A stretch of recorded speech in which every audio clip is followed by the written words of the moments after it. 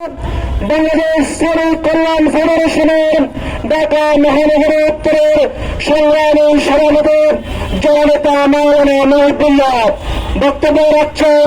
জননেতা মাওলানা মহিবুল্লাহ। সংগ্রামী সাথী ও বন্ধুগণ, আপনাদের কাছে দিবালোকের মতো স্পষ্ট,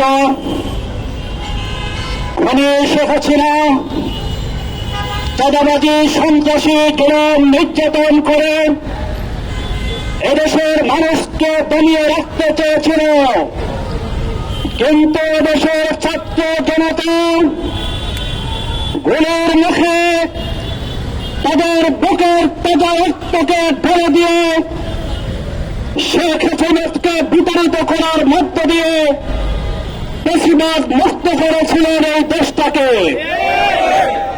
কিন্তু আমরা লক্ষ্য করেছি শেখ হাসিনা চলে যাওয়ার পরে নব্য পেশিবাদের উদয় হয়েছে। নব্য পেশিবাদ শেখ হাসিনার অধঃপতন থেকে শিক্ষা না নিয়ে বরং তারা দেশকে চাঁদাবাজ এবং সন্ত্রাসের অঙ্গরাজ্যে পরিণত করেছে।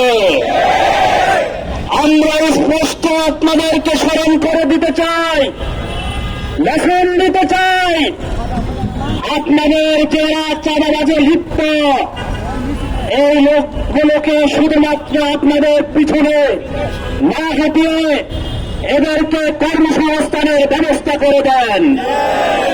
আপনারা জানেন জামাত ইসলামের প্রত্যেকটা জনশক্তির নিজস্ব কর্মসংস্থান রয়েছে।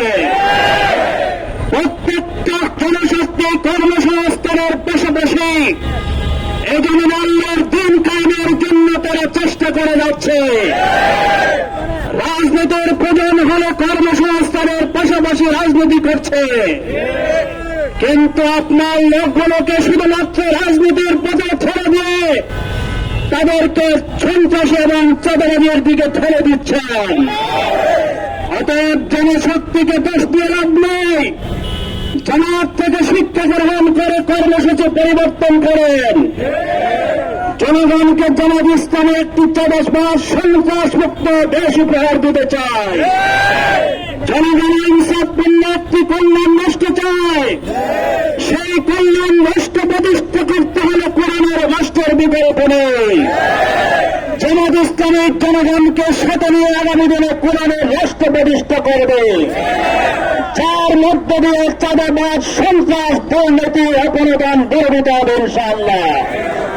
সংগ্রামের সাথী বন্ধুগণ, আমাদের অন্তঃস্তরের জামাত ইসলামে 19 জুলাই জামাত ইসলামে এদেশে ইসলামী সমাজ বিনির্মাণের লক্ষ্যে যে 7টি কর্মসূচি ঘোষণা করেছেন, এই কর্মসূচি বাস্তবায়নের মধ্য দিয়ে আমরা একটি ইনসাফপূর্ণ দেশ প্রতিষ্ঠা করব।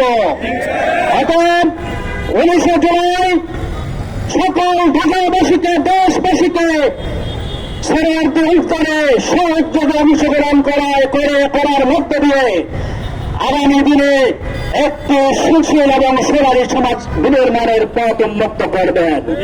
এই আহ্বান রেখে সকলকে 19 জুলাই শরণার্থী উদ্যানের অংশগ্রহণের আহ্বান জানিয়ে আমাদের যে সোহাগ ভাইকে মেঘপুরে হত্যা করা হয়েছে তার পরিবারের প্রতি সমবেদনা প্রকাশ করে দোষীদের দৃষ্টান্তমূলক শাস্তির দাবি করে শাস্তি কার্যকর করার জন্য সরকারকে আহ্বান জানিয়ে আগামী দিনে যাতে করে কোন রকম সন্ত্রাসী কার্যক্রম পরিচালনা না হয় এই ক্ষেত্রে প্রয়োজনীয় ব্যবস্থা নেওয়ার আহ্বান জানিয়ে আজকে আমি আমার কথা এখানে শেষ করছি। আমার তৌফিকুল্লাহ বিল্লাহ। আসসালামু আলাইকুম ওয়া রাহমাতুল্লাহ।